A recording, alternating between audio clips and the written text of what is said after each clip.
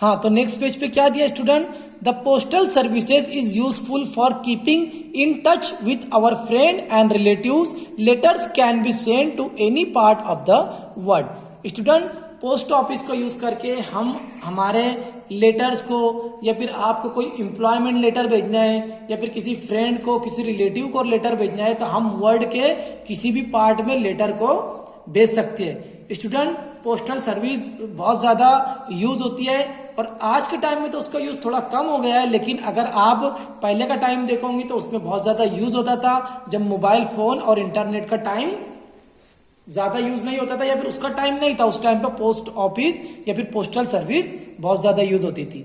आगे क्या बोला है, the people in a locality sometimes come together and find out what the local needs are. Based on their finding they decide to start an industry or service in cooperation with one other.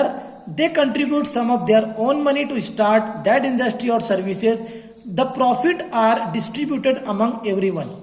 Institution formed by people cooperation are called the cooperatives. Student, यहाँ पे क्या बोला है कि अगर consider करो तुम कि कोई एरिया के अंदर कुछ सर्विस की बहुत ज्यादा नीड है, मतलब वो सर्विस वहां पे अवेलेबल नहीं है, तो क्या होता है वहां पे वहां के जो लोग होते हैं वो लोग क्या करते हैं, आपस में कुछ लोग मिलके वो सर्विस को क्या करते हैं, स्टार्ट करते हैं। और जब कोई सर्विस को 2-3 या उससे ज्यादा लोग स्टार्ट करते हैं तो उस सर्विस को बोलते हैं स्टूडेंट कोऑपरेशन, और उसको पूरा का पूरा क्या बोलेंगे, कोऑपरेटिव्स, है ना। जैसे आपने सुना होगा cooperative spinning mill, cooperative bank. इसका मतलब क्या स्टूडेंट के वो जो बैंक बनी है वो कोई एक अकेले पर्सन की नहीं है या फिर वो गवर्नमेंट के थ्रू नहीं चल रही है, उसको कौन चला रहा है, बहुत सारे लोग मिलके चला रहे हैं, है ना। जैसे किसी एरिया में बैंक में नहीं है, अब बैंक नहीं है तो क्या करेंगे, उस एरिया के जो बड़े बड़े लोग रहेंगे वो आपस में डिसाइड करेंगे, कोऑपरेट करेंगे और एक बैंक बनाएंगे, तो उस बैंक का नाम क्या रहेगा, कोऑपरेटिव बैंक, है ना स्टूडेंट। तो इसी तरीके से कोऑपरेटिव के मीनिंग याद रखो या फिर कोऑपरेटिव कब वर्ड यूज होता है वो याद रखो। आगे क्या बोला है, डू यू नो में देखो, almost 400 years ago a postal service was run in a Golconda as follows.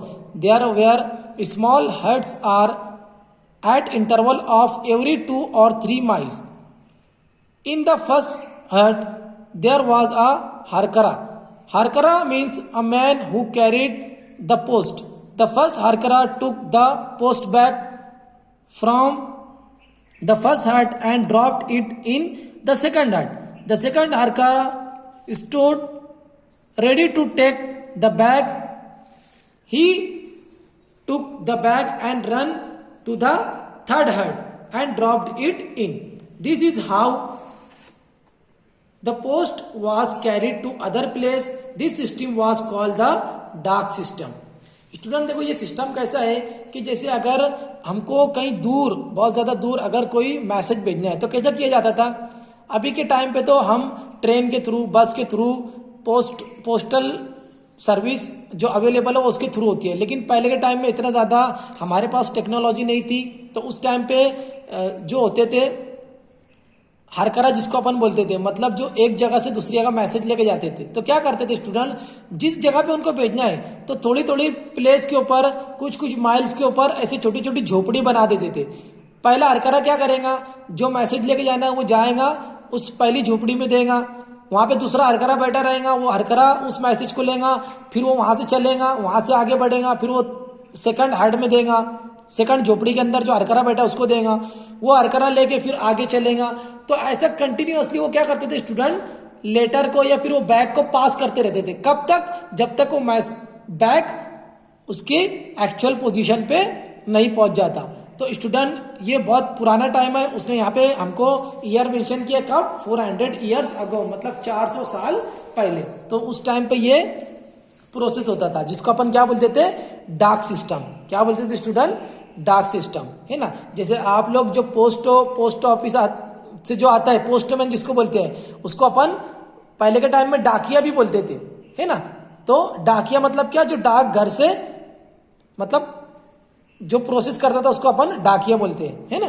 तो ये डाक सिस्टम बहुत पुराना सिस्टम है, अभी ये सिस्टम यूज नहीं होता क्योंकि अभी के टाइम में बहुत ज्यादा फैसिलिटी आ गई है, बहुत टेक्नोलॉजी हो गई है। आगे क्या दिया है, what's the solution, water is wasted when tap do not have faucets. Faucets बोला तो स्टूडेंट मतलब जो नल होता है, टैप होता है, टैप के ऊपर जो टूटी होती है ना, मतलब समझ लो कहीं पे नल है, अब नल के ऊपर स्क्रू फिट नहीं है बराबर से, अब जब पानी आएगा अब उसके ऊपर स्क्रू फिट नहीं है तो पानी क्या होगा, उसमें से वेस्ट होगा। अगर उसी नल जो है, जो टैप लगा हुआ है उसके ऊपर स्क्रू अगर फिट होता है तो वो अगर पानी आता भी है तो जब तक हम स्क्रू को खोलेंगे नहीं या फिर उसके टैप को खोलेंगे नहीं तब तक हमारे पानी वेस्ट नहीं होगा। तो स्टूडेंट मतलब क्या होता है, ज्यादातर पानी का वेस्ट कैसे होता है, जिनको एक प्रॉपर सिस्टम नहीं होता, टैप सिस्टम नहीं होता, वहां पे पानी का बहुत ज्यादा वेस्ट होता है। तो यहाँ पे क्या बोला स्टूडेंट, देखो, a children counselling in a school in Bhairatwadi in Akola district carried out a project. They started a discussion on the issue of how to save water. Some children pointed out that water in the village was wasted because the tap did not have faucets. है ना, मतलब जैसे उन्होंने क्या देखा कि जो village था वहां पे बहुत पानी वेस्ट हो रहा था। कैसे, वहां पे जो टैप था उसको ऊपर से फाउसेट नहीं था, मतलब इसे प्रॉपर पैकिंग नहीं थी। अब उन्होंने क्या किया, the children found out whose responsibility it was to put faucet on the tap. उन्होंने क्या सोचा कि हम ये टैप जो है, ये जो नल है, इनको क्या करेंगे, टोटी या फिर इनको फाउसेट लगा देंगे। Then it was decided to urge the gram panchayat to fix faucet on the tap. इन्होंने क्या किया, जो वहां की ग्राम पंचायत थी उनको अर्जी लिखी, उनसे रिक्वेस्ट की क्या तुम क्या करो, ये जितने भी टैप है इनको फाउसेट्स लगा दो, है ना, मतलब इनको पैकिंग कर दो, इनको स्क्रू फिट कर दो।